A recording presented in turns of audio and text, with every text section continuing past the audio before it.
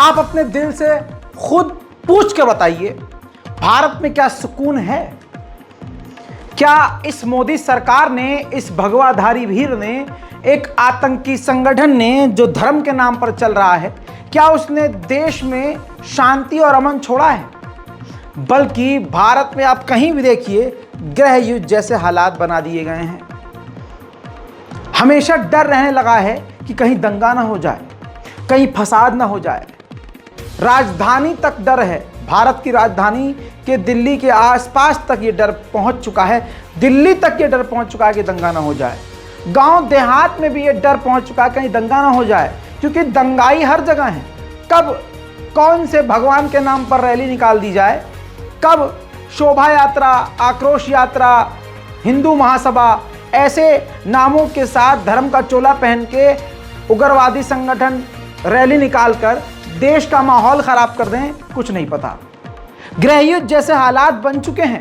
अब आप इसको माने या मत माने, इस गृह युद्ध के हालात में सबसे पहली तस्वीर मणिपुर की है। क्या आप सोच सकते हैं कि मणिपुर अभी तक जल रहा है? जी हां, जल रहा है। इंटरनेट सेवाओं को बाधित किया गया है ताकि तस्वीरें हम तक ना पहुंच सके, सही समय पर खबर हम तक ना पहुंच सके। खबरों को कंट्रोल किया जा रहा है। गोदी मीडिया मणिपुर पर नहीं, सीमा हैदर पर ही सिर्फ चर्चा कर रहा था। समझ रहे हैं? ऐसे हालात बनाने में मोदी सरकार का साथ जो है सबसे ज्यादा गोदी मीडिया के लश्कर नोएडा ने दिया है। यह आतंकी संगठन लश्कर नोएडा भारत की कमर को तोड़ चुका है। दोस्तों, क्या आप सोच सकते हैं कि जो इंडियन आर्मी मणिपुर में जा रही है, उसे मणिपुर की पुलिस रोक रही है? मणिपुर के जो मैतेई समुदाय की, जो बहुसंख्यक समाज का समर्थन और मोदी का समर्थन हासिल किए हुए हैं, वो भीड़ आर्मी को बदतमीजी करके रोक रही है। आर्मी से कह रही है कि अपना आई कार्ड दिखाओ, आर्मी से कह रही है आधार कार्ड दिखाओ। कोई भी बात मैं अपने मन से नहीं कहता, तमाम साक्ष्य, सबूत और सोर्सेस आपके सामने रखता हूं। जो बात मैं कह रहा हूं सबके साक्ष्य रखूंगा। अगर आप हमारे चैनल पर नए हैं तो आज से आप नए मत रहिएगा। सबसे पहले आप हमारे रज़ाग्राफी चैनल को, हमारे इस यूट्यूब चैनल को जल्दी से सब्सक्राइब कर लीजिए, क्योंकि ऐसी खबर बड़े बड़े बहुत यूट्यूबर भी हैं, वो भी आपको नहीं दिखाते, संभल कर बोलते हैं। मेरे बहुत सारे साथी हैं यूट्यूबर, वो बहुत बड़े बड़े, मैं छोटे की बात नहीं कर रहा हूँ, जिनके पास 1.5 2 मिलियन उनके भी फॉलोअर हैं, सब्सक्राइबर हैं, वो मुझे समझाते हैं। नाम नहीं लेना चाहूँगा, रज़ा भाई यार थोड़ा सा हल्का यार, लेकिन मुझसे नहीं रहा जाता। जुल्म देखकर मेरी ज़बान रुकती नहीं है, क्योंकि मेरे माँ बाप ने मुझे हलाल खिलाया है, हराम पेट में है नहीं मेरे। और रही बात मेरे डर की तो अल्लाह के सिवा किसी से डर ही नहीं मुझे। पता नहीं क्यों, लेकिन मैं बचपन से ऐसा ही हूँ, मुँह फट हूँ, बोलता हूँ तो बोलता हूँ, किसी के बाप से नहीं डरता। और सच बोलने में काहे की बुराई, काहे का डर। चैनल को सब्सक्राइब कीजिए ताकि आप तक मैं सच इसी तरह से पहुंचाता रहूं। ये देखिए, एनडीटीवी की रिपोर्ट के मुताबिक आसाम राइफल जो हमारी आर्मी है, उस पर आसाम की पुलिस ने केस कर दिया है। मणिपुर पुलिस ने इल्ज़ाम ये लगाया है कि वो इंडियन आर्मी जो है मणिपुर की पुलिस को चेकिंग करने में बाधित कर रही थी, बाधा डाल रही थी। अरे आसाम की पुलिस हो या हमारी इंडियन आर्मी, जनता की सुरक्षा के लिए है ना। अब एक चीज़ इससे क्लियर है कि आसाम की आर्मी हो या फिर मतलब हमारी इंडियन आर्मी हो या फिर ये मणिपुर पुलिस, दोनों में से कोई तो उस मैतेई समुदाय का, दंगाइयों का साथ दे रहा है, वरना टकराव की स्थिति कैसे बन सकती है। छोटा सा अंश सुन लीजिए। What we are picking up from these sources is that this FIR was filed on the same day when in Bishnupur district near Kokta, there was a attack in a village in which 3 people died, including a father, son duo, and their neighbor. In fact, that had taken place on Saturday. And according to the FIR, which has been filed by the officer in charge of the Phakchau Ikhai police station, it has been filed by the police. against the personnel of Assam Rifles, where it has been alleged that the police got an information at around 6:40 AM. Manipur police और हमारी Indian army के बीच टकराव 4 से 5 अगस्त से पहले से शुरू हो चुका है, लेकिन तस्वीरें अब आ रही हैं, लेकिन यह टकराव शुरू से ही लग रहा है। ऐसा लग रहा है ये टकराव पहले से ही है, वरना अगर इंडियन आर्मी वहां हमारी पहुंचती और उसको छूट मिलती, वो काम कर सकती हमारी आर्मी, तो ये इतना मामला नहीं बिगड़ता। अब मैं आपको एक तस्वीर दिखाने वाला हूं जो हमारे पास 5 अगस्त को आई थी, लेकिन हमने उस खबर को इसलिए नहीं दिखाया ये सोच के कि अब इंडियन आर्मी के हाथ में कंट्रोल सिचुएशन हो गई होगी और हो सकता है अब मामला नॉर्मल हो गया हो, लेकिन ऐसा नहीं हुआ। आज जब इंडियन आर्मी के ऊपर ही मणिपुर पुलिस केस दर्ज कर रही है, तो अब मुझे अफसोस के साथ ये वीडियो दिखानी पड़ रही है कि मणिपुर की पुलिस और हमारी इंडियन आर्मी के बीच मणिपुर में खुद झड़प हो रही है, टकराव हो रहा है। देखिए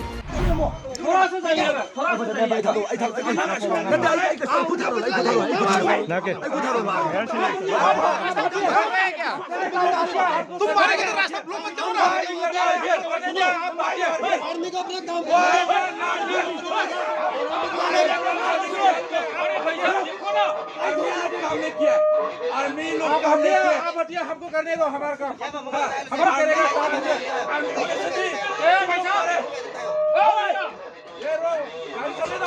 पूरा आगे जाओ ना, ये आगे जाओ बोला था ना, गाड़ी आगे जाओ, लोग होने से भी आगे जाओ बोला था ना, सिविल लोग मारा है, सिविल लोग मशीन मारते हैं, सिविल लोग नहीं जाएगा क्या, गाड़ी आगे नहीं जाएगा क्या, कोई कौन नहीं नहीं कोई आगे तो तीन रखा है, बाकी वो आया वो ऑपरेशन करने के लिए लड़की मिला के रास्ते क्यों ऑपरेशन करो ना, पानी में जाओ पीछे जाओ पहले, कैसे जाएगा क्यों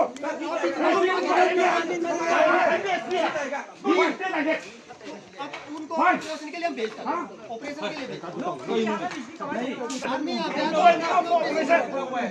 यहाँ पे बातें करने के लिए नहीं, गोदाम नहीं होता है, किसी मारे हम लोगों ने किया है, अभी तक नहीं किया ना, तो उनको ऑपरेशन क्या। इन तमाम चीजों के बीच खबर यह भी आ रही है कि भारतीय जनता पार्टी ने इस सिविल वॉर के दौरान जो वहां गृह युद्ध जैसे हालात बने हुए हैं मणिपुर में, बजाय इंसाफ करने के जो आदिवासी कॉलोनी है उसको इल्लीगल बताकर तोड़ दिया है और चर्च को भी इल्लीगल बता के तोड़ा है। ये बिल्डोजर का गंदा खेल मणिपुर में भी चल रहा है, लेकिन वहां भी गरीबों और बेगुनाहों के ऊपर चल रहा है। देखिए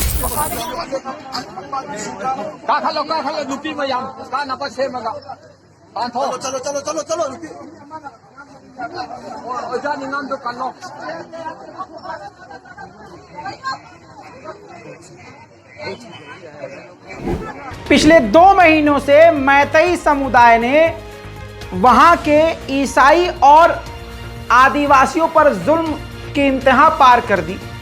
उसके बाद आखिरकार अपने आप को बचाने के लिए फिर दूसरे पक्ष ने भी हथियार उठा लिए। एट द एंड यही होता है, और फिर इसके बाद ही गृह युद्ध जैसे हालात होते हैं। अब आपकी स्क्रीन पर ये तस्वीर चल रही है, ये वहां के ईसाई समुदाय के लोगों को आप देख रहे हैं मणिपुर के, जो AK-47 एडवांस हथियारों के साथ जो नौजवान कल तक कॉलेज में पढ़ रहे थे या जॉब की तलाश में थे, अब उनके हाथ में जहां पर कलम होना चाहिए था AK-47 आ गया है। उन्होंने कसम खाई है कि अपने परिवार को, अपने समुदाय को, अपने गांव को बचाएंगे। सवाल यह है कि फिर वहां इंडियन आर्मी और मणिपुर की पुलिस कर क्या रही है। बात यह नहीं है कि कौन सही और कौन गलत है, बात यह है कि हमारे एक भारत के हिस्से में चारों तरफ आग लगी है और भारत के प्रधानमंत्री आंख मूंद कर बैठे हैं। अब मैं आपको ऐसा वीडियो दिखाने वाला हूं जिससे मोदी सरकार ऊपर से नीचे तक हिल जाएगी और हो सकता है कि मेरा वीडियो डिलीट करवा दिया जाए। लेकिन मैं आपको सच्चाई दिखाना चाहूंगा। मैं मणिपुर पर नहीं बोल रहा था, बीच बीच में थोड़े थोड़े अपडेट दे देता था, लेकिन मैं आपको स्पेशल रिपोर्ट नहीं बताता था। एक्सक्लूसिव रिपोर्ट में अब आपको एक्सक्लूसिव तस्वीर दिखाने वाला हूं। उस तस्वीर में आप देखेंगे कि मैतेई समुदाय की महिलाओं ने इंडियन आर्मी का रास्ता रोका हुआ है। मेरे एक एक जुमले पर 2 सेकंड के लिए ध्यान दीजिए ताकि वो वीडियो समझने में आपको आसानी हो।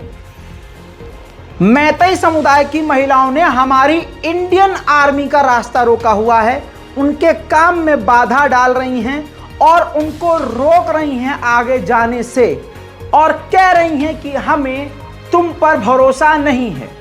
इतना ही नहीं मेरे दोस्तों, वो महिलाएं हमारी इंडियन आर्मी से आधार कार्ड मांग रही हैं और कई बार उनको इंडियन आर्मी के जवानों को मुसलमान तक कह दे रही हैं।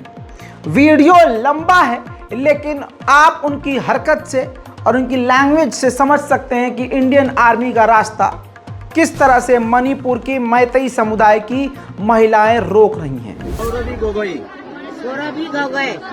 कहाँ से आया है? अच्छा, ये रेजिमेंट क्या है? घर रेजिमेंट का नाम क्या है? बोलो।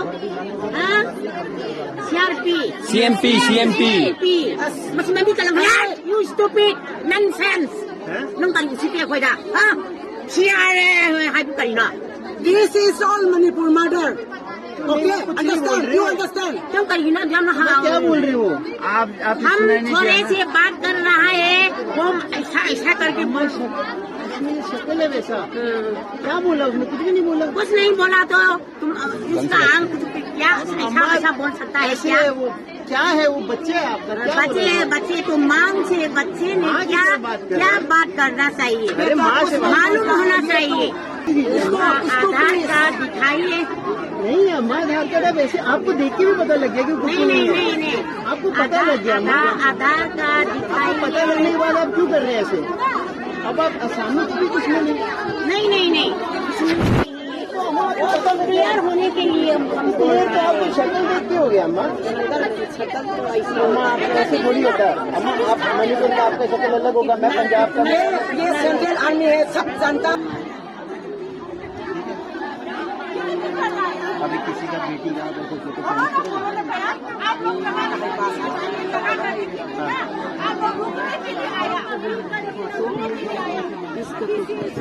पूरा आराम से ठीक है अम्मा। मोड़ो तो पता लगेगा बाकी इन्फॉर्मेशन।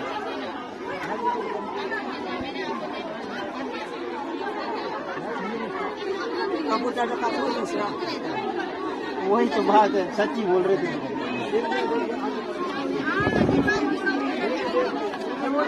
मैम देख रहे हैं, शांत हो जाओ। देख रहे हैं आपकी मैम, ये देख रहे हैं। ठीक है, शांत हो जाइए। अब बताओ कंप्यूटर में मैम दूर नहीं लेके जाना। नहीं मैं है ना मैं मणिपुर का मांग हूँ। वो नहीं ना लौटेगा ना, मुझे पकड़ के ले जाओ। हाँ, उसमें क्या आगे वाला थोड़ा लाइट तो बहुत लाइट है ना, इसलिए फोटो नहीं खींच सकता। वो चेंज करो आप, तुम्हारे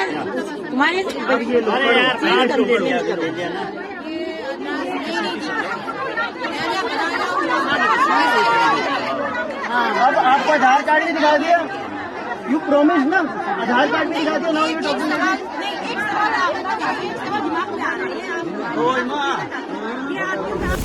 ये हालात है।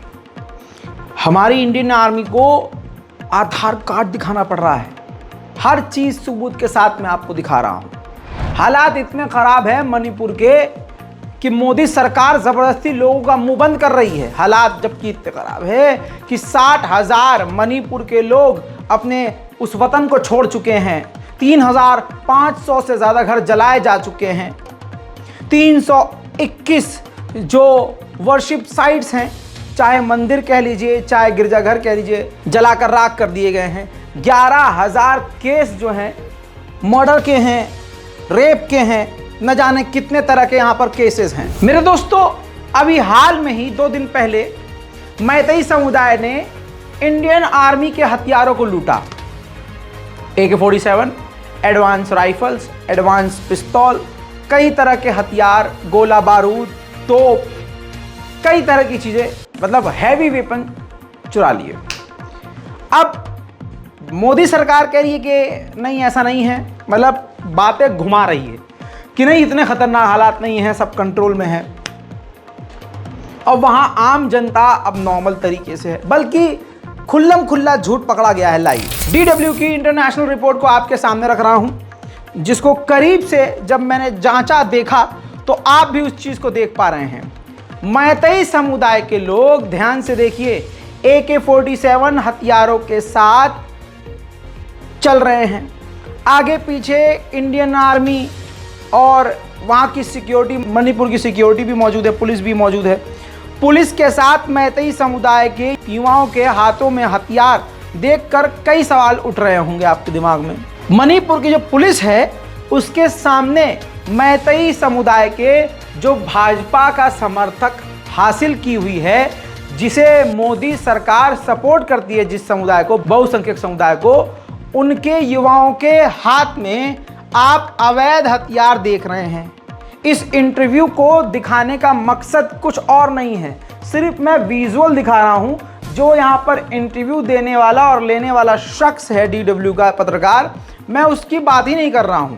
यहां बस उसकी इंटरनेशनल रिपोर्ट में बस ये दिखाना चाह रहा हूं कि किस तरह से एडवांस हथियारों के साथ मैतेई समुदाय के लोग खुल्लम खुल्ला घूम रहे हैं। ये हमारी इंडियन आर्मी के, हमारे देश के हथियार हैं।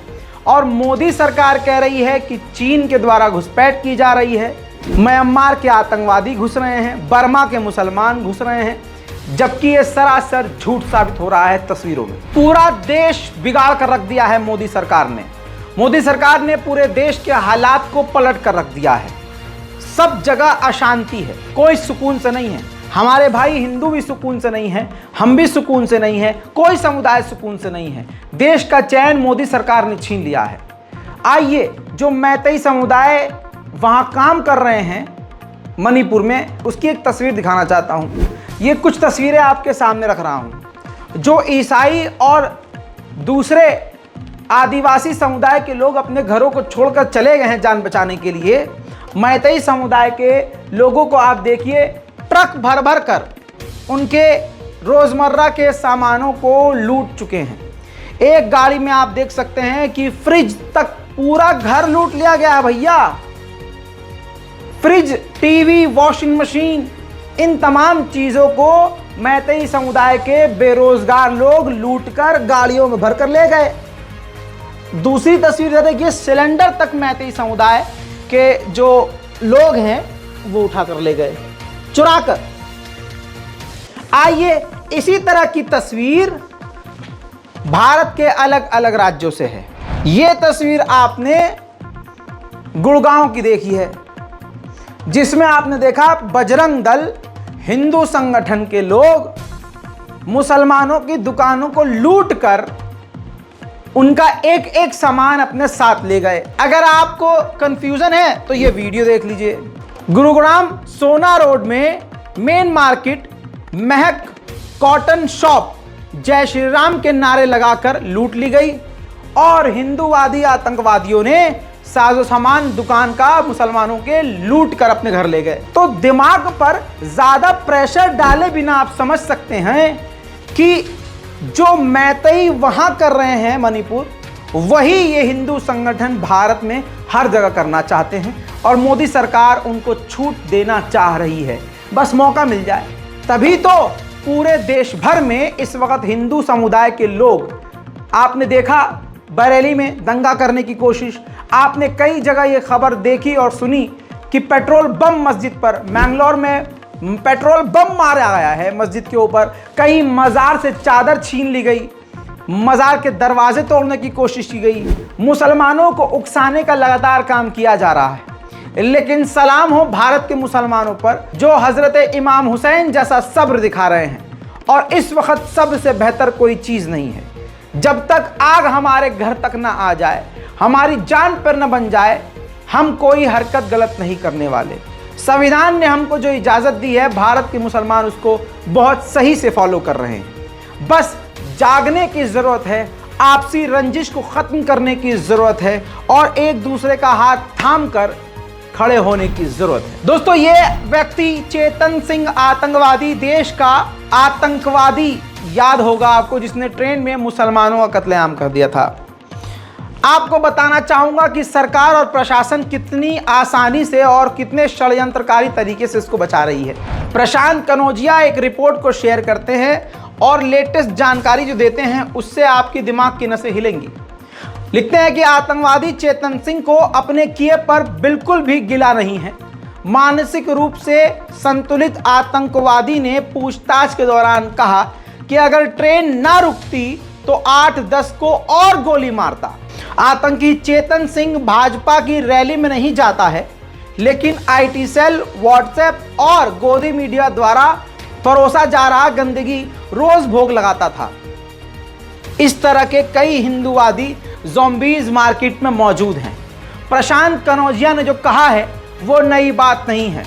रज़ाग्राफी के देखने वालों को इस बात का यकीन है कि इस बात को मैं कई बार पहले ही बोल चुका था।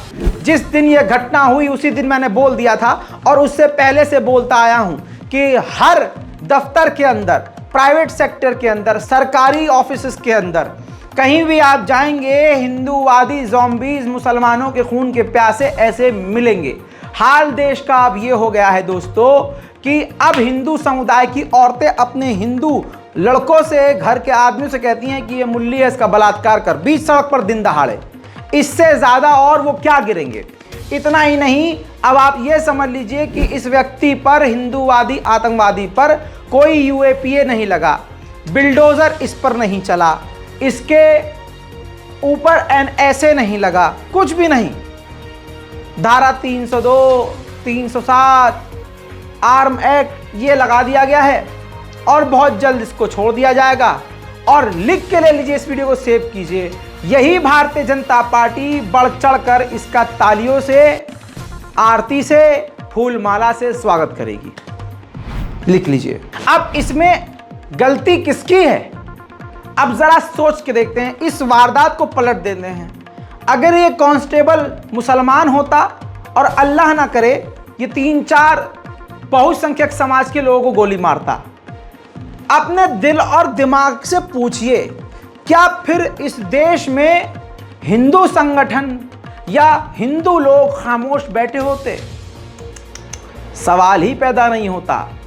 जिसका दिमाग गोबर से भरा हो वो भी ये बता देगा कि नहीं भाई साहब, पूरा देश हिल के रह जाता, ये हिला के रख देते। लेकिन भारत के मुसलमानों ने क्या किया? सिर्फ जिंदा दिल राजस्थान के मुसलमानों ने प्रदर्शन किया, लेकिन पूरे देश भर के मुसलमानों ने राजस्थान के मुसलमानों के साथ आवाज से आवाज ना मिलाकर एक बार फिर से बता दिया कि तुम अलग हो, हम अलग हैं। अभी भी हमारे बीच यूनिटी नहीं है। वरना अगर एक ही दिन, एक ही समय पूरे भारत से मुसलमान सड़क पर निकलकर आवाज उठाते और शासन प्रशासन से और कानून से, हत्ता की माननीय अमित शाह से जब अपनी पूरी ताकत के साथ मांग रखते, तो हमारी मांगे माननी होती, माननी पड़ती उनको। लेकिन नहीं किया मुसलमानों ने। यहां मुसलमानों की सबसे बड़ी गलती है। बुरा लग रहा होगा मुसलमानों को, लेकिन हकीकत है। माइक पकड़कर मस्जिद के अंदर शेर बनना आसान है, शेर बनना अपनों के बीच आसान है। सामने आकर खुल्लम खुल्ला हक बोलना, जालिम के खिलाफ खड़े होना, ये शेर दिल का काम है। ईमान मूसल जैसा होना चाहिए। जिसका ईमान मूसल जैसा मजबूत हो उसको मुसलमान कहते हैं।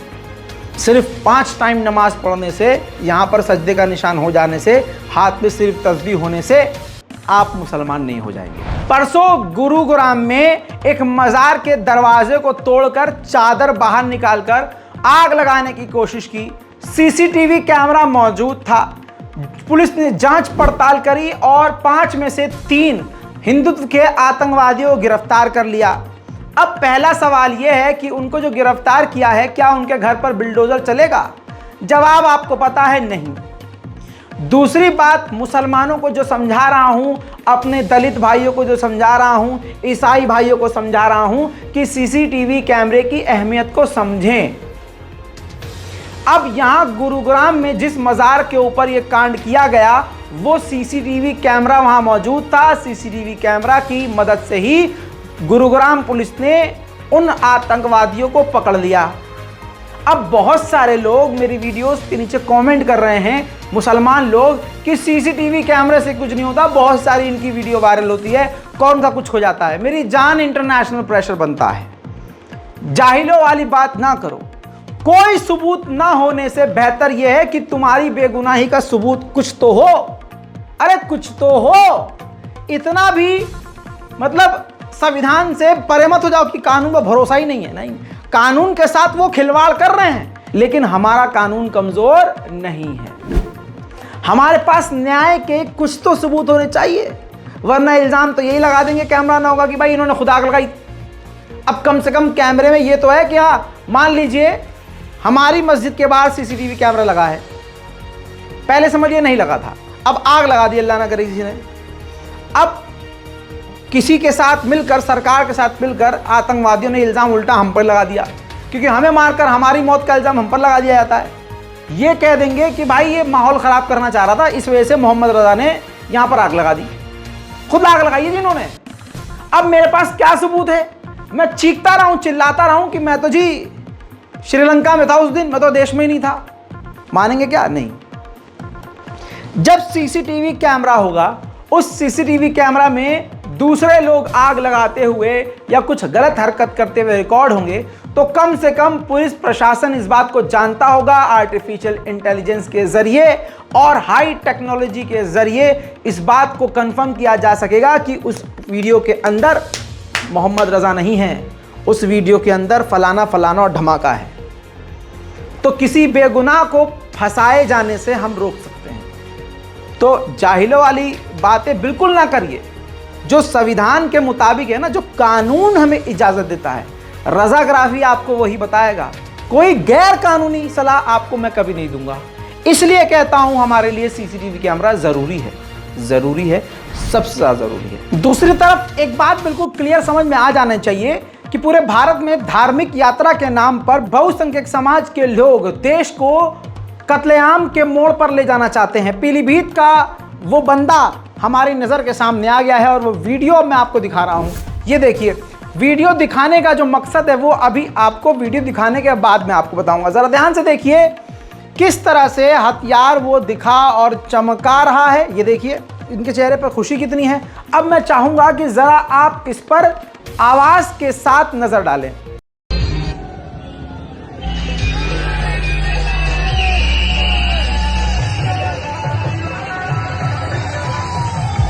देखो भाई साहब, कच्चा है कच्चा, चलो।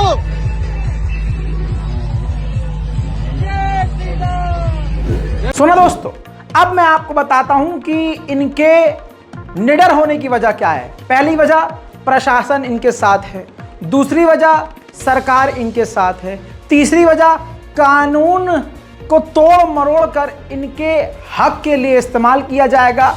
जो बड़े बड़े वकील हैं वो खुद मुसलमानों को कत्लेआम के लिए गोलीबारी कर रहे हैं। ऐसे में ज़रा इस वकील को देखिए, अखिलेश त्रिपाठी एडवोकेट, जो हाई कोर्ट का अपने आप को वकील बताता है। इस व्यक्ति को ज़रा ध्यान से देखिए क्या लिखते हैं ये उसको शेयर करके, कि अबे छिपा कर नहीं ले जा सकता था, अब तेरी जमानत के लिए मुझे वकील तलाशना पड़ेगा, अब तेरे लिए कुछ स्पेशल ग्राउंड बनाकर कोर्ट में झूठ बोलना पड़ेगा। लेकिन परेशान मत हो, तेरी जमानत बहुत जल्द हो जाएगी। आगे से ध्यान रखना, अवैध हथियार का ऐसा खुला प्रदर्शन मत करना, यह कानूनी अपराध है। आप समझने की इस बात को कोशिश कीजिए भारतवासियों कि किस प्रकार से मुसलमानों के कत्लेआम के लिए आतंकवादियों को हथियार रखने के लिए उकसा रहा है एक ऐसा व्यक्ति जो अपने आप को वकील कहता है। वो वकील है तो प्रशासन उनके साथ है, वकील उनके साथ है।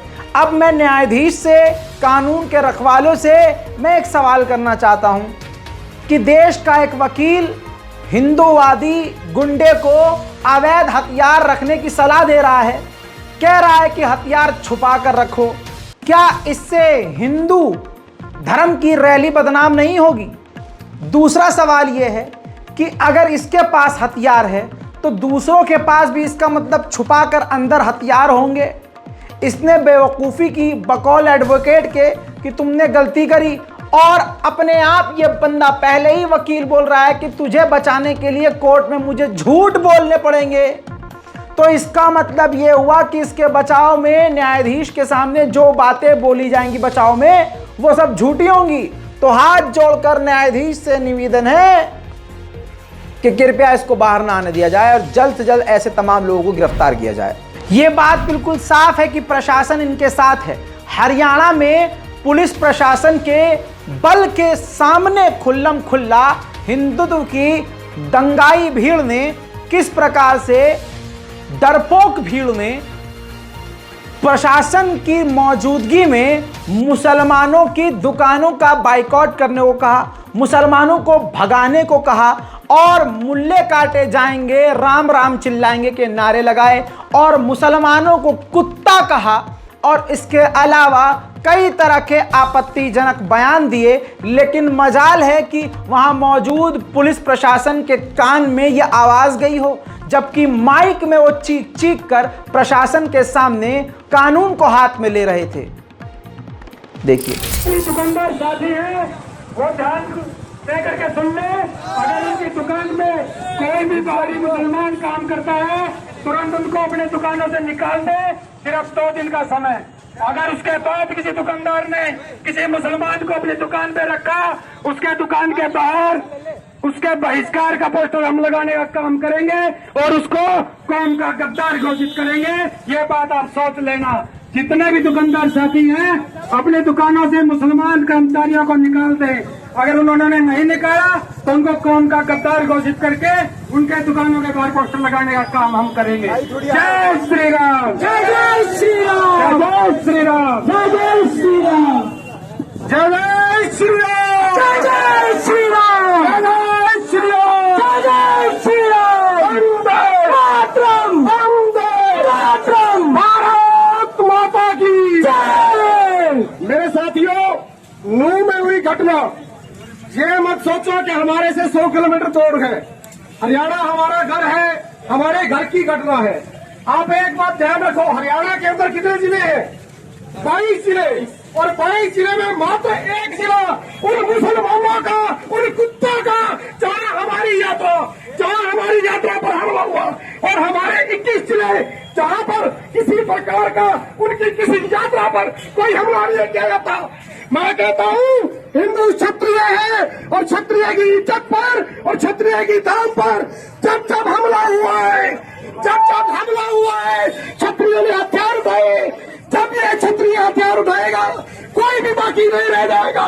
मुल्ले काटे जाएंगे, राम राम चिल्लाएंगे, मुल्ले काटे जाएंगे, राम राम चिल्लाएंगे। जय श्री राम, जय श्री राम, जय श्री राम, जय श्री राम। प्रशासन को चेतावनी है, अगर इंसाफ नहीं मिला और हमारे हुए शहीद भाइयों के जो वहां शहीद हुए उनके परिवारों को सहयोग नहीं मिला और किसी प्रकार का वहां में इंसाफ नहीं मिला तो इसका जिम्मेवार खुद प्रशासन होगा। जय श्री राम, जय श्री राम। दोस्तों, देखा आपने, सुना, 2 दिन का अल्टीमेटम दिया गया है, वरना ये मुसलमानों को गोली मारकर कत्ल कर देंगे।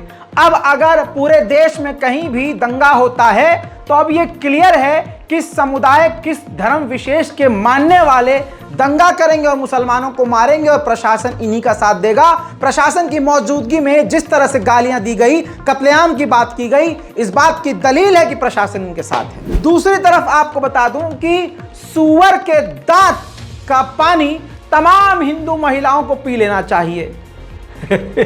नहीं, इस पर भड़कने की जरूरत नहीं है। तुम्हारे कर्ता धर्ता, तुम्हारे बाप ने ही ये बात कही है। ये देखिए, बाबाओं को जब सर पे बिठाओगे, हाथ में सरकार और सत्ता दोगे, फिर यही होगा। सूअर के दांत का पानी भिगोकर उस पानी को लव जिहाद में फंसी हुई लड़की को पिला दिया जाए तो उस पर किया गया इस्लामिक टोटका खत्म हो जाएगा। काली चरण महाराज ने यह बात कही है। तो यह बात किसके लिए कही है? हिंदू लड़कियों के लिए कही है कि जो हिंदू लड़कियां मुसलमान लड़कों से प्यार करती हैं या उसके साथ रिलेशनशिप में हैं, तो सूअर के दांत का पानी इनको पिला दिया जाए। अब इनके दांत का पानी कौन निकालेगा? ऐसे माफ कीजिएगा, आगे बढ़ते हैं। अब सूअर के दांत का पानी पीना पड़ेगा। ये हिंदू लड़कियों के मुंह पर तमाचा है। अब जब आप ऐसे लोगों को ऐसा मानोगे कि अरे दाता, तो ये तुम्हें पेशाब तो पिला ही चुके हैं, सूअर का पेशाब भी पिला देंगे। अभी तो सूअर के दांत का पानी बोला है। दोस्तों, बड़ी ही घटिया अजीब तरह की बातें ये कर रहे हैं। अगर इनकी बात सही है, सबसे पहले उम्मीद यह है कि ये टोटका पहले बीजेपी के शाहनवाज हुसैन साहब के साथ अपनाया जाएगा। इनकी जो धर्म पत्नी है वो हिंदू हैं, और मुख्तार अब्बास नकवी जो हैं, इनकी भी जो पत्नी है वो भी हिंदू हैं। तो क्या काली चरण ये कहना चाह रहे हैं कि भाजपा के सीनियर नेताओं की धर्म पत्नियों को भी ये इस तरह का मतलब टोटका काम करना चाहिए? मतलब वहां भी आगे बढ़ते हैं। कैसे कैसे लोग रहते हैं यार यहाँ पर। बहुसंख्यकों को खुश करने के लिए मोदी सरकार ने नूह में, हरियाणा में सिर्फ और सिर्फ मुसलमानों के मकानों को तोड़ दिया। ऐसे में गैर कानूनी कार्रवाई और जलीलों वाली कार्रवाई करते हुए एक बड़ा कांड ये कर दिया कि अनीश नाम के एक मुस्लिम व्यक्ति ने दंगों के दौरान 3 बजरंग दल के कार्यकर्ताओं को अपने घर में पनाह दी थी। जी हां, और जब प्रशासन घर तोड़ने आया तो उस अनीश के भी मकान को तोड़ दिया गया। यह हरियाणा नूह में किया गया है। जो आतंकी संगठनों ने, दंगाइयों ने किया जुल्म, वो तो किया ही है, लेकिन उसके बाद जो प्रशासन ने किया है, सरकार ने किया है, वो जख्म नासूर है। हरियाणा में गौ रक्षा दल के नाम पर यह आतंकी संगठन लोगों को घरों से उठाकर ले जाया करते थे। पूरी गुंडई चल रही थी, और जब घर की महिलाएं उनको रोकने के लिए, अपनों को बचाने के लिए मुसलमान महिलाएं आती थी, तो उनको मां बहन की गालियां बककर गोली मारने की बात कर दी जाती थी। नूह का यह वीडियो पुराना है, लेकिन आपको बताना है कि ये नूह में बहुसंख्यक समुदाय के लोग कर रहे थे। आप पकड़े रंगे छुड़ाने की कोशिश मत करिए। अरे तू ने घेर, चौकी में घेर, है ना, चौकी में घेर। हाँ वो पड़ी गाय पड़ी, ज्यादा मत बोलो, दूर वालो, दूर वालो, दूर मार देंगे। हिंदू संगठनों को और हिंदुओं को खुश करने के लिए मोदी सरकार इस वक्त कुछ भी कर सकती है। कुछ भी का मतलब कुछ भी। बरेली में जो आतंकी संगठन नहीं कर पाए, जिन्हें आईएएस अफसर ने रोक दिया और बड़ा दंगा होने से रोक दिया, वहां पर रातों रात उस अफसर को तबादला करके लखनऊ फेंक दिया गया है। तो उसके बाद कई उनके ट्रांसफर पर सवाल खड़े हुए, लेकिन मोदी सरकार मुंह को बंद करे रही, क्योंकि मोदी सरकार को पता था कि हमें बहुसंख्यकों को खुश करना है। अब क्योंकि हिंदू वहां नाराज हो गए थे कि हमारा यह काम नहीं करने दिया, तो अब वो काम खंडवा के एमपी में मोदी सरकार ने करवा दिया। मस्जिद के आगे, ये तस्वीर देखिए, ध्यान से देखिए, मस्जिद के सामने इस कांवड़ यात्रियों को जबरदस्ती रोका गया, और मस्जिद के सामने आते ही डीजे पर हनुमान चालीसा लगाया गया, और कांवड़ियों के द्वारा जमीन पर मस्जिद के सामने बैठकर कांवड़ियों द्वारा हनुमान चालीसा का पाठ पढ़ा गया। अब इनके चेहरों पर, ये जो सामने आपके चेहरे नजर आ रहे हैं, चेहरों पर खुशी नजर आ रही है। ये खुशी पता है क्या कह रही है? मौका लगते ही मुसलमानों को गोली मार देंगे, मौका लगते ही आग लगा देंगे।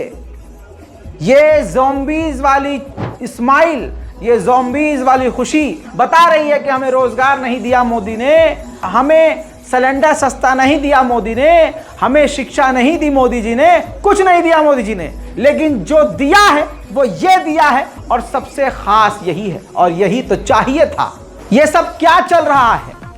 ये इसीलिए चल रहा है ताकि इन बेरोजगारों को पुचकार कर मोदी जी खामोश करे रहें कि तुम्हें मैं ये देता रहूंगा, तुम बस नौकरी मत मांगना, शिक्षा मत मांगना। दोस्तों, कमाल तो यही है कि जब मस्जिद के सामने ये भीड़ पहुंचती है तो तुरंत इनको अपना भगवान याद आ जाता है।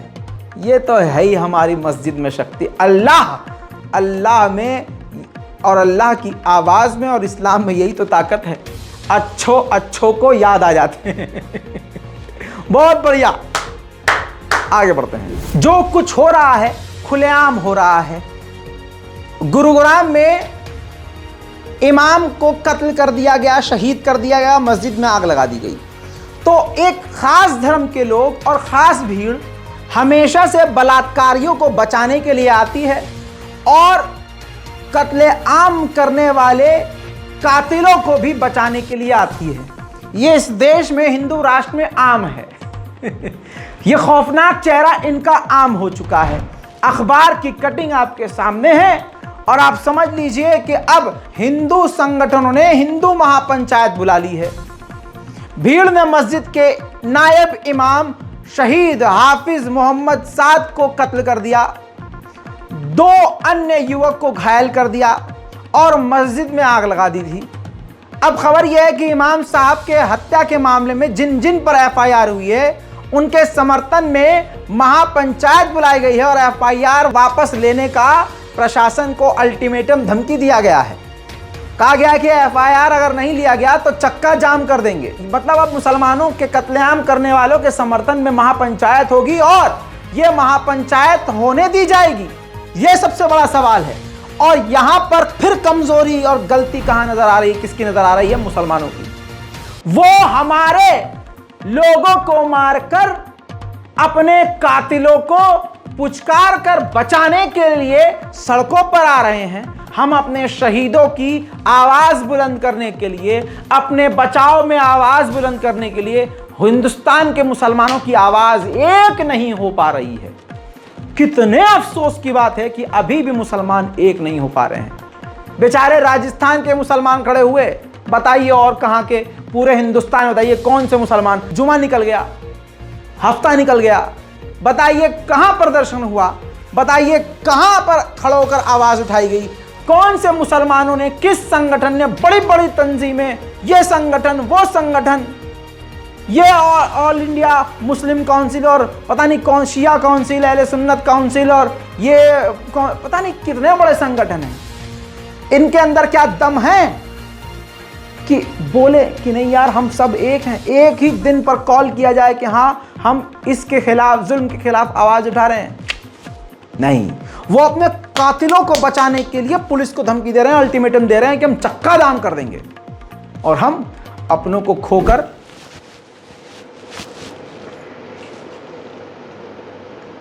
खाना खा लिया भाई? बिरयानी क्या पका? बिरयानी हैं? क्या कर रहे हैं? बिरयानी वानी खाए होंगे आज। सुबह नाश्ता वास्ता करके निकले होंगे घर से, मस्त लंच वंच लेके। नौकरी कर रहे होंगे, नौकरी करते होंगे। अच्छा, आप कॉलेज जाते हैं, वेरी गुड वेरी गुड। अच्छा, आप लोग रात को देख रहे हैं, बढ़िया बढ़िया, परिवार के साथ भी देख रहे हैं, सब ठीक? अपना अपना देखो यार, हम सही रहने चाहिए, बाकी कोई मुसलमान मरता है मरे, कट रहा कट रहे, छोड़ो। बहुत बढ़िया है ना? ऐसी जैसे मैं चुप हो गया, ऐसी जैसे मैंने इग्नोर कर दिया, ऐसी तो आप भी इग्नोर करते हैं ना। बहुत बढ़िया, अल्लाह आपको सलामत रखे। चलिए, आज भी हरियाणा में मुसलमानों के कत्लेआम करने वाले गौ रक्षा के नाम पर आतंकवादी सोशल मीडिया पर एडवांस हथियारों के साथ वीडियो और फोटो डाल रहे हैं। उनको डर ही नहीं है किसी का। ओकेंद्र राणा नाम के इस व्यक्ति की आप फेसबुक पर डाली हुई पोस्ट को देख लीजिए। जो ये वीडियो और फोटो मैं आपको दिखा रहा हूं, इसने खुद अपने अकाउंट पर ओकेंद्र राणा ने परसों फेसबुक पर अपलोड किया, जिसे अब तक 70 लाख लोग देख चुके हैं। उसी पेज से यह तस्वीर ली गई है जिसमें देखा जा सकता है कि इनको संरक्षण आतंकवादी बना चुका है। अब मैं आपके सामने खुलासा कर दूं कि आखिर ये ओकेंद्र राणा इतना खुल्लम खुल्ला क्यों निडर होकर हथियारों के साथ? ये देखिए, गृह मंत्री माननीय अमित शाह के लेफ्ट हैंड पर बैठा हुआ ये शख्स कोई और नहीं, वही है जो कि दंगाई है, गौ रक्षा के नाम पर अवैध हथियार वाला। आप इस तस्वीर के बाद आपको दिमाग पर जोर डालने की जरूरत नहीं है कि हरियाणा में दंगाइयों और आतंकियों को समर्थन किसका प्राप्त है। ऐसे तनावपूर्ण माहौल में हथियारों के साथ वीडियो अपलोड कर रहा है बिना किसी डर के, क्योंकि अमित शाह जी के साथ उसका कनेक्शन है। ज्यादा क्लियर आपको समझना है तो इस हिंदू पंडित से समझिए, जो ये कह रहे हैं दिमाग की अगर नसें न खुलें तो समझ लीजिएगा कि आपको कोई दिमागी बीमारी है। उन्हीं मस्जिदों को जला के उनके इमाम को मांग के दंगा करके कौन से पुरुषार्थ का सबूत दे रहे हैं ये हिंदू, और क्या इन्हें हिंदू कहा जाए? आप समझिए सरकार द्वारा प्लांट है ये दंगा। अमित शाह नरेंद्र मोदी ने कराया है ये दंगा। अमित शाह नरेंद्र मोदी ने कराया है ये दंगा, सोच लीजिए आप। हाँ, बहुत क्लियर है, बिल्कुल साफ है। आगे बढ़ते हैं। उधर हरियाणा के डिप्यूटी सीएम माननीय दुष्यंत चौटाला ने मीडिया को क्लियर बताया है कि उन्हें नूह में जो दंगा होने वाला था उसकी जानकारी सुबह ही उनको मिल गई थी और उन्होंने सीआईडी और सीनियर अफसरों को रिक्वेस्ट किया था और भेजने को कहा था कि आप जाइए वहां। सवाल यह है, फिर दंगा होने किसने दिया? पंडित जी की बात बिल्कुल सही साबित हो रही है, सुनिए। डिप्टी सीएम साहब, आपको ये सूचना कब मिली थी जिस दिन घटना हुई? मेरे को तो सुबह ही इसके बारे में पता चल गया था और मेरी एडीजी सीआईडी से भी बात हुई थी। एसपी नूह को जब वहाँ नहीं मौके पे थे एडिशनल चार्ज वाले, एसपी भिवानी को भी भेजने के लिए मैंने उनसे रिक्वेस्ट करी थी। आपने कितने बजे एसपी? मेरे ख्याल से 1:30 बजे की बात हो। हरियाणा के सोना के इलाके में जो सिखों ने किया, उन्होंने बता दिया कि सिख सरदारा की कौम कैसी होती है। दिल एक बार फिर से जीत लिया। मैं अपने तमाम व्यूअर्स के साथ, पूरे सब्सक्राइबर्स अपने व्यूअर्स के तरफ से और तमाम भारत के मुसलमानों की तरफ से, बल्कि पूरी दुनिया के मुसलमानों की तरफ से सिख समुदाय का हाथ जोड़कर शुक्रिया अदा करता हूं। बीबीसी की स्पेशल रिपोर्ट अगर आपने नहीं देखी तो ज़रूर देखिएगा। बीबीसी की स्पेशल रिपोर्ट में यह बताया और दिखाया गया कि हरियाणा के सोना के इलाके में बहुसंख्यक समाज के आतंकवादी संगठनों के द्वारा सोना के इलाके में जामा मस्जिद के ऊपर अटैक करने के लिए दो तरफ से भीड़ आई।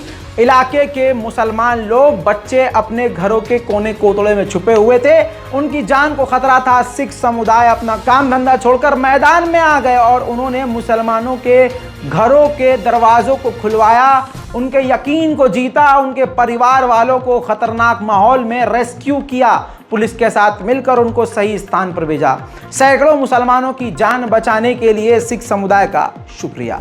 कुछ सरदार भी आए थे वहाँ बचाने के लिए बेचारे। जैसे उन्होंने शोर सुना, आवाज़ सुनकर वो आ गए थे। भीड़ दो तरफ से आ रही थी, एक तो इस तरफ से आ रही थी और कुछ भीड़ आ रही थी वो बाजार की तरफ से आ रही थी। अंदर जाने के बाद हमने देखा छोटे छोटे बच्चे घरों में छुपे हुए हैं।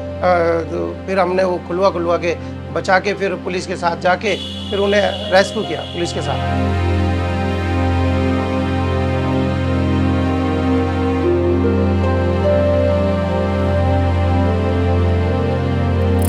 इन तमाम चीज़ों के बाद मास्टरमाइंड, दंगा भड़काने वाला, सरकार के इशारे पर यह सारा कांड करने वाला मोनू मानेसर, जी हाँ, अब कहा जा रहा है, हालांकि ये वक्त बताएगा, हमें यकीन नहीं है, लेकिन कहा जा रहा है कि राजस्थान की सरकार ने अब शिकंजा मोनू मानेसर पर कसा है।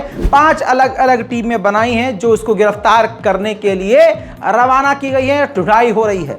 लेकिन क्या राजस्थान की पुलिस गिरफ्तार मोनू मानेसर को सच में करेगी, या ये सिर्फ दिखावा हो रहा है और या दिखावा ही किया जाएगा?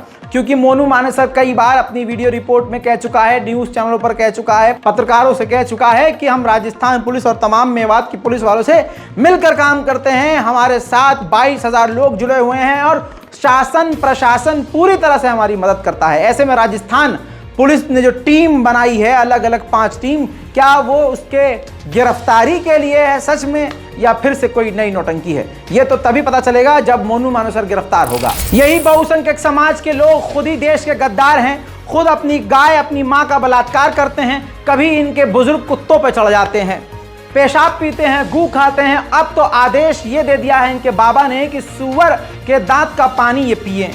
इसीलिए कहा जाता है तुम अपने काम की वजह से खुद बदनाम हो रहे हो। मेरे दोस्तों, ये जो कहते हैं और जो इल्जाम मुसलमानों पर लगाते हैं ये खुद वही होते हैं। CISF के एक कांस्टेबल को गिरफ्तार किया गया है, आपकी स्क्रीन पर रिपोर्ट है। भारत से ये हिंदू सैनिक गद्दारी कर रहा था। CIS कांस्टेबल कपिल कुमार, जी हां, कपिल कुमार जगदीश भाई नाम इसका है, गिरफ्तार किया है आंध्रा की पुलिस ने। ये पाकिस्तान की महिला ISI एजेंट को काफी खतरनाक जानकारियां शेयर कर रहा था। दोस्तों, कई सारी भारतीय एजेंसियों की नजर इस पर थी। खास बात यह है कि इसकी तैनाती ऐसी कंपनी यानी डिफेंस की PSU मैन्युफैक्चरर के आसपास थी जो missile Agni, Akash, advance lightweight torpedo, surface to air missile SAMS और anti tank guided missile, air to air defence, air to air missile, underwater weapon launcher और इसके अलावा कई सारे हथियार ट्रांसफर किए जाते थे। तो उस ट्रांसफर के दौरान ये उन हथियारों के देख रेख के लिए तैनात हुआ करता था। दोस्तों, इस व्यक्ति ने, कपिल कुमार नाम के व्यक्ति ने पाकिस्तान की महिला को काफी जानकारियां दी हैं और उसको गिरफ्तार कर लिया गया है। इल्जाम मुसलमानों पर लगता है और गद्दार देशद्रोही इन्हीं में नजर आते हैं, क्योंकि इन्हीं के DNA में गद्दारी है। इन्हीं को जब आप निचोड़ कर देखेंगे तो मक्कारी, गद्दारी, 60 रुपया पेंशन लेने वाला इन्हीं के बाप दादाओं की नस्ल आपको मिलेगी। दोस्तों, समझना यही है और समझाना मुसलमानों को यही है। अपने बच्चों पर ध्यान दो, क्योंकि भगवा लव ट्रैप चलाने वाले जिनको ये लग रहा है कि हमारी बेटी कॉलेज जा रही है, ऑफिस जा रही है, तो ज़रा चेक कर लो कि क्या आपकी बेटी कॉलेज या ऑफिस ही जा रही है। सवाल ये नहीं है कि आप अपनी बेटियां पर कितना भरोसा करते हैं। सवाल यह है कि ये तस्वीर जो आपकी स्क्रीन पर चल रही है ये भी किसी की बेटी होगी। बुर्का पहने हुए ये बेटियां जिसकी भी बैठी हैं, आप खुद देखिए, जो आपकी बेटी घर से निकलती है ये बोल के कि हाँ मैं अपनी फारिया बहन के साथ जा रही हूँ, ये रिश्तेदार जो अपनी सहेली है उनके साथ जा रही हूँ, ये किसी रिश्ते में बहन लगने वाली उसके साथ जा रही हूँ, बहन के साथ। और आपके माँ बाप और आप अपने बच्चों को जो माँ बाप होते हुए भेज देते हैं भरोसा करके कि हाँ अरे उसो मेरी बहन की बेटी के साथ गई है, ये सहेलियाँ गई हैं आपस में, यही पास में गई हैं, अरे यहीं मैकडी में गई हैं, डोमिनोज में गई हैं, KFC में गई हैं, अरे यहीं पार्क के रेस्टोरेंट में गई हैं, अरे वो तो कॉलेज गई है, अरे आज तो एक्स्ट्रा क्लास है, अरे हाँ उसको ऑफिस से आज देर हो गई है। तो ये देखिए आपकी बेटी, मैं नाम नहीं बताऊंगा, मैं लोकेशन नहीं बताऊंगा, ये भारत के मुसलमानों की तस्वीर है, भारत की मुस्लिम महिलाओं की तस्वीर है। जितना मैं छुपा सकता हूं छुपा रहा हूं, पर्दा डाल रहा हूं, मैंने फेस को ब्लर करने की कोशिश की है, लेकिन ये तस्वीर सोशल मीडिया पर वायरल है। ऐसी मुस्लिम लड़कियां, मैं सवाल उठा रहा हूं, मैं लानत भेज रहा हूं उन लड़कियों पर जो आज इतने खतरनाक माहौल में भी बहुसंख्यक समाज के भगवा लव ट्रैप में फंसी हुई हैं। जामिया मिल्लिया इस्लामिया के मुसलमान लड़कों से मेरी हाथ जोड़कर गुजारिश है, ये मत सोचो कि अरे यार हम इस चीज से दूर हैं, नहीं नहीं नहीं नहीं नहीं नहीं नहीं, नहीं बिल्कुल नहीं। तुम्हारे लिए आज जरूरी है देश के हालात को समझना, क्योंकि तुम्हें बेरोजगार रखा जाएगा, तुम्हारी बहनों की इज्जत को लूटा जाएगा। लिहाजा मुसलमान लड़कों से अपील है, मुसलमान बहनों से अपील है कि प्लीज इस चीज से बचिए। जामिया मिल्लिया इस्लामिया तो मैं अपनी आंखों से देख चुका हूं, आंखों से देख के जाता हूं कैंपस में, आंखों से देख चुका हूं, सामने बैठकर कैंटीन में बैठकर देख चुका हूं कि वहां तो क्लास बंक करके वहीं घूमते फिरते हैं लड़के लड़कियां, तिलकधारी लड़कों के साथ घूम रही हैं, हिजाब वाली लड़कियां। क्यों? क्लासमेट है, फ्रेंड है, हाँ फ्रेंड। मुसलमान लड़के फ्रेंड नहीं होते तुम्हारे, हिंदू लड़का तुम्हारा बेस्ट फ्रेंड है, बॉयफ्रेंड है, बहुत प्यारा है, और वो कट्टर नहीं है, वो तो ऐसा नहीं है। अरे एक बार बिस्तर पे जाओगी उसके बाद पता चल जाएगा कैसा है वो। साफ बोलता हूं इसलिए बुरा लगता है, लेकिन यही हकीकत है। जामिया में नजर रखिए, जाइए देखिए, वहां पर बहुसंख्यक समाज के लोगों की एंट्री अब ज्यादा है। तो अपनी अपनी बच्चियों और अपनी अपनी बहनों पर, मुसलमान युवाओं से अपील है, कौम से अपील है, नजर रखो यार। इल्म जरूरी है, लेकिन ऐसा भी नहीं कि इल्म हासिल करने के चक्कर में आपकी बेटी अपनी इज्जत तार तार करवा दे। जय हिंद।